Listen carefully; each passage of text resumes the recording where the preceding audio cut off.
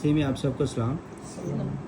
आज हम पढ़ेंगे खरूज, उसका 15वां बाब और उसकी 26 आयत पढ़ेंगे कि अगर तू दिल लगा कर खुदावंद अपने खुदा की बात सुने और वही काम करे जो उसकी नज़र में भला है और उसके हुक्मों को माने और उसके आइन पर अमल करे, तो मैं उन बीमारियों में से जो मैंने मिस्रियों पर भेजी तुझ पर कोई ना भेजूंगा, क्योंकि मैं खुदावंद तेरा शाफी हूँ।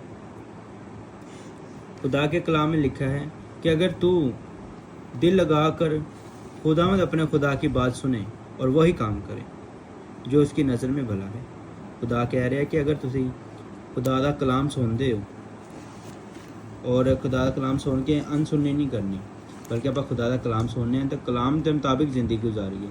जिस तरह सब तो पहला आप जो रसूला पढ़ने हैं हुक्म, उहदे हुक्मां विच खुदा दे कलाम विच लिखिया ना 10 हुक्म, उहदे विच तकरीबन बेसिक जड़ियाँ आम गल्लां ने ना जिहदे तो आपां नूं मना किया गया वो आ जांदियां ने। उहदे वे हुक्मां विच भी लिखिया है कि आपां नूं यह काम करना और यह काम नहीं करना। फिर अगर लिखिया ना कि अगर तू दिल लगा कर खुदावंद अपने खुदा की बात सुने और वही काम करे जो उसकी नज़र में भला है। मतलब बात सुने का मुराद है जो कलाम विच बयान किया जाता है।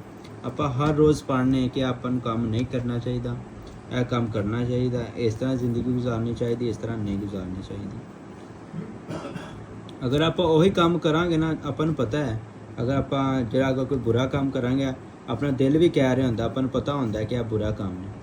अगर आप और सोच समझ के काम करिए और आप जानिए और अपना दिल ही अपन कहता कि अपन पता है, अपन खुद में होंदा साहस हो रहा होंदा कि यह काम बुरा है।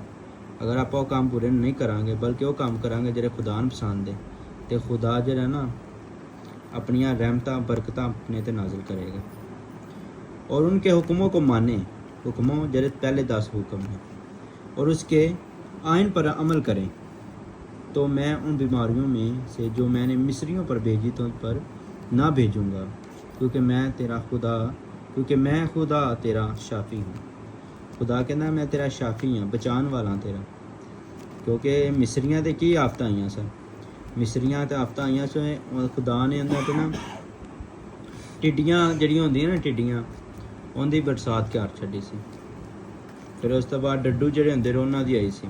ਟਿੱਡੀਆਂ ਜਿਹੜੀਆਂ ਆਈਆਂ ਸੀ ਉਹਨਾਂ ਨੇ ਫਸਲ ਜਿਹੜੀ ਖਰਾਬ ਕਰ ਦਿੱਤੀ ਸੀ। ਜ਼ਮੀਨ ਤੇ ਟਿੱਡੀਆਂ ਹੋ ਗਈਆਂ ਸੀ। ਫਿਰ ਮੈਂਡਕ ਜਿਹਨੂੰ ਕਹਿੰਦੇ ਨੇ ਉਹ ਆਏ ਸੀ। ਫਿਰ ਉਸ ਤੋਂ ਬਾਅਦ ਉਹਨਾਂ ਦੇ ਇੱਕ ਪਾਣੀ ਦੇ ਨਹਿਰ ਹੈਗੀ ਸੀ, ਨੀਲ ਪੱਕ ਹੈਗੀ ਸੀ, ਨੀਲ ਨਹਿਰ, ਨੀਲੇ ਰੰਗ ਦਾ ਪਾਣੀ, ਤੇ ਉਹ ਖੂਨ 'ਚ ਬਦਲ ਗਿਆ ਸੀ। ਇਸੇ ਕਰਕੇ ਖੁਦਾ ਕਹਿੰਦਾ ਅਗਰ ਤੂੰ ਮੇਰੇ ਕਲਾਮ ਤੇ ਚੱਲੇਗਾ, ਕਲਾਮ ਦੇ ਮੁਤਾबिक ਮੇਰੇ ਹੁਕਮਾਂ ਨੂੰ ਮੰਨੇਗਾ, ਉਹਦੇ ਆਇਨ ਨੂੰ ਮੁਤਾबिक ਚੱਲੇਗਾ, तो तेरे तो कोई आफत नहीं आएगी, बल्कि खुदा दा फजल जलाल तेरे ज़ाहिर होएगा, खुदा दी बरकतां नाजिल होणगीਆਂ। ते आपां फिर तरीकी ਉਹਨੂੰ ਕਹਿੰਦੇ ਨੇ ਜਿੰਦੇ ਦੇ ਵਿੱਚ ਇਨਸਾਨ ਗੁਨਾਹ ਵਿੱਚ ਫਸਿਆ ਹੋਵੇ। खुदा ਕਹਿੰਦਾ ਤੈਨੂੰ ਮੈਂ ਗੁਨਾਹ ਤੋਂ ਕੱਢ ਕੇ ਬਲਕਿ ਇਲਮ ਦੀ ਨੂਰਾਨੀ ਦੁਨੀਆ ਚ ਲੈ ਆਵਾਂਗਾ। ਫਿਰ खुदा अपने पाक फरिश्ते ਨੂੰ ਹੁਕਮ ਦੇਗਾ, ਆਪਣੇ ਤੇ ਕੋਈ ਆਫਤ ਨਹੀਂ ਆਏਗੀ, ਬਲਕਿ ਪਾਕ ਫਰਿਸ਼ਤੇ ਜਿਹੜੇ ਹੋਣਗੇ खुदा ਦੇ ਉਹ ਆਪਾਂ ਨੂੰ ਉਹ ਮੁਸੀਬਤ ਤੋਂ ਅਜ਼ਮਾਇਸ਼ ਤੋਂ ਕੱਢ ਕੇ ਲੈ ਜਾਣਗੇ। ਅਗਰ ਆਪਾਂ खुदा ਦੇ ਹੁਕਮਾਂ ਦੇ ਮੁਤਾबिक ਚੱਲੀਏ, ਕਲਾਮ ਦੇ ਮੁਤਾबिक ਚੱਲੀਏ, ਤਾਂ ਆਪਣੀ ਜ਼ਿੰਦਗੀ ਵਿੱਚ ਕੋਈ ਕਿਸਮ ਦੀ ਮੁਸ਼ਕਲ ਪਰੇਸ਼ਾਨੀ ਨਹੀਂ ਰਹੇਗੀ, ਬਲਕਿ ਆਪਣੀ ਜ਼ਿੰਦਗੀ ਜਿਹੜੀ ਆਸਾਨ ਹੋ ਜਾਏਗੀ, ਈਜ਼ੀ ਹੋ ਜਾਏਗੀ।